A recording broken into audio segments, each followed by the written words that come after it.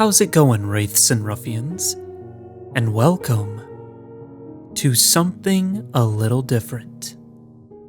This will be the first of a 4-part video series where I will be reading a scary story every week, all throughout the month of October. I know I'm a bit late for this first story, but you'll have to forgive me, for your own sake. And with that, let's just jump into this first story, shall we?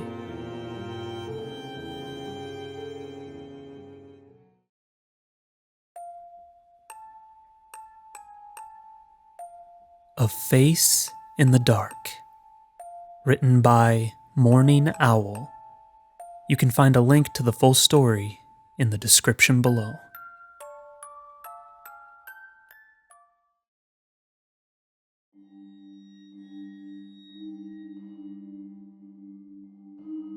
It was a breezy September evening. The yellow glow of street lights reflected off the rain-slickened sidewalk. I was making my way back from volleyball practice. I usually took the bus, but I ended up missing it that day and didn't feel like waiting another 20 minutes for the next one to show up, so I decided to save some time and just walk home instead. I'm fortunate enough to live relatively close to my school, and it wasn't like I hadn't made the trek before. It's a fairly gated neighborhood. One of those places where your neighbors will judge you if you forget to mow your lawn that week or neglect to put up the appropriate holiday decorations.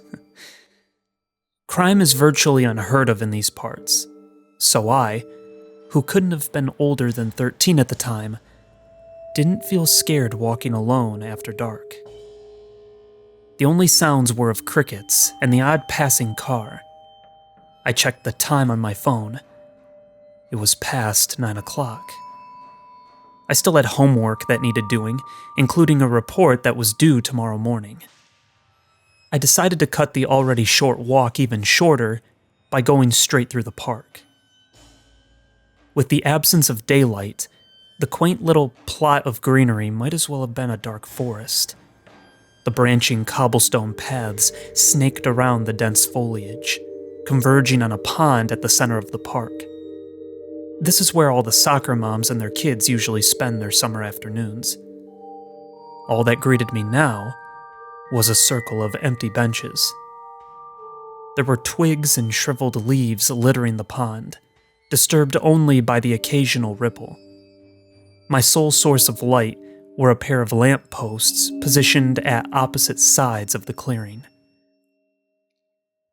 And then, as I glanced back toward the trees, I noticed something. The only reason it caught my attention was because I happened to be looking in that direction. I wonder what would have happened had I chosen to ignore it. Would it have just ignored me as well? Or had it already been watching me, waiting for the right moment to reveal itself? I used my sleeve to wipe my glasses, put them back on, and squinted. There was something round and pale suspended between two pine trees. It didn't seem to be connected to anything. Like a white dot in the middle of a black canvas. I stepped closer in an effort to get a better look. My heart sank to my stomach. Staring back at me was a face. I jumped back with a yelp. It, on the other hand, didn't even flinch, just kept observing me with its wide, glassy, doll-like eyes. Its lips were curved into a porcelain smile. Its complexion so deathly pale that it looked artificial, almost like a mannequin's. I wanted to run, to get as much distance between me and that thing as physically possible, but my legs refused to budge. I wasn't paralyzed with fear, no. It was doing something to me. Something I couldn't see. It was as if there were invisible hands holding me in place, their grip tightening the more I pleaded with my body to get me out of there. The disembodied face was now hovering towards me, gliding through the darkness that separated us. Or was I being dragged towards it? Whatever the case, it was getting closer and fast. I could do nothing but shriek in horror as its mouth suddenly began to open. It stretched past all conceivable limits, revealing a toothless void that could easily fit me whole. I squirmed against whatever was restraining me, but it made little difference.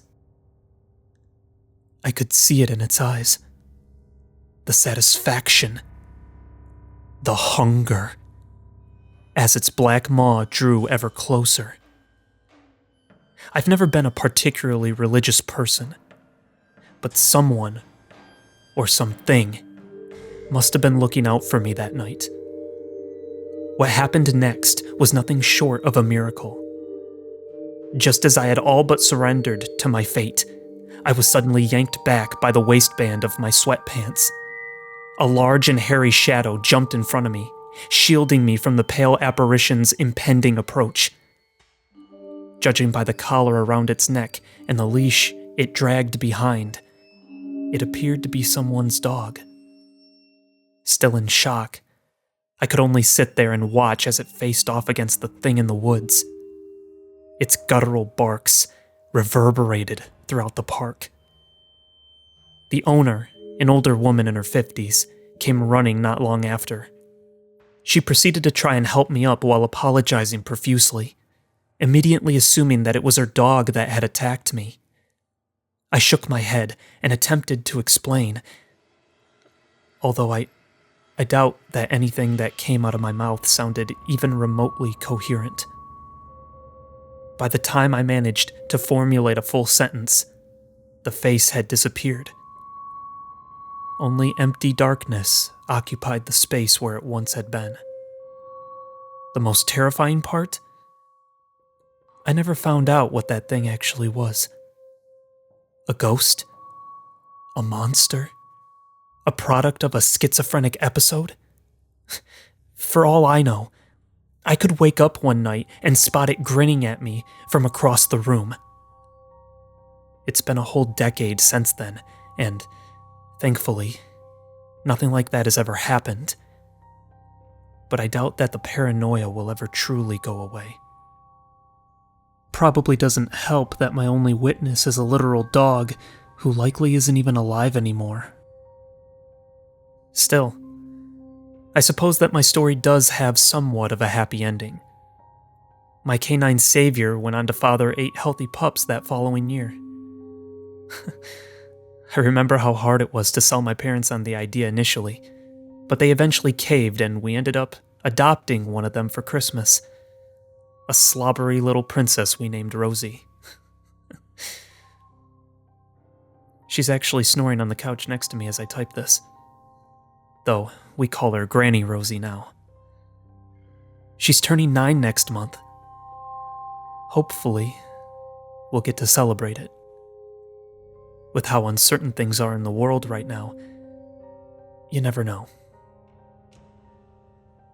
I know it's customary to end stories like these with some sort of a warning. The problem is that I have as much of an idea of what happened that night as you do. Trust me, I'd love to randomly come across some old newspaper article or forum post that conveniently validates my experience. Would have certainly saved me the years I've spent doubting my mental health. Unfortunately, the real world rarely works like that. My luck doesn't stretch quite that far, it seems. I'll just leave you with this small piece of advice instead. If it's late and you have the option, please just take the bus.